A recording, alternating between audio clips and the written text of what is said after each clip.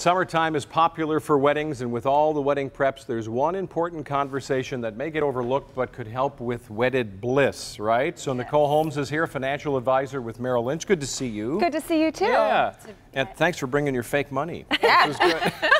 Yeah. So couples may not be good financial matches, right? So sometimes one's a saver, spender, maybe both spenders. I mean, you got to talk about this. You do. So like most things in life, honesty is the best policy. So it's a good best practice before you get married to start to talk about those types of things.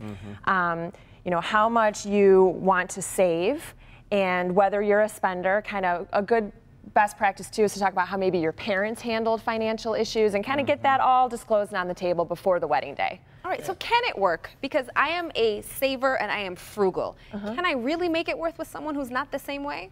Absolutely. I mean, I think a good thing to do is to set goals.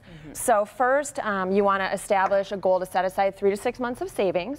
That way you have an emergency fund, something happens, and you know, you've got those funds already set aside. Okay. Goal number 2 is to talk about your 1 to 5 year goals. So do you want to purchase a home together? Do you want to go on a big trip?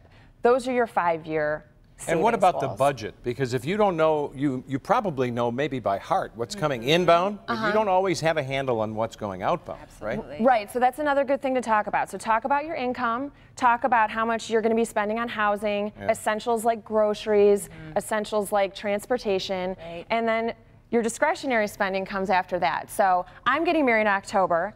I know a good, thank you. One thing we've talked about is, you know, what are our spending habits, but most importantly, are we going to designate a number, say it's $1,000 or more on something we might buy? We talk about that before we're going to spend on it, so that we don't get into those arguments later on down the road. You notice I'm near the piggy bank, Tati's near the Macy's bag. I don't know how this worked out. Because we should be switching, roles should be switched. Yeah, let's hear it. Go ahead. Here, you save, and today I'll spend. Yes, you better got this off the sale rack, Retail Me Not app, and I'll know. Okay, so we're talking short-term goals. What about long-term goals? That would include kids for college, saving for retirement, right? All that. Right. So long-term goals, definitely retirement savings. So the earlier the better. One thing you want to talk about is once you've set aside that emergency savings, once you've set aside the 1 to 5 year goal, then if you have an employer-sponsored plan, a 401k you can contribute to, things like that, that's your long-term savings goal and something that you should be fully funding after you've taken care of those other essentials. Okay. Is there anything we're missing that's kind of a hidden thing that's part of this conversation that should come up? One other thing? Any other thing?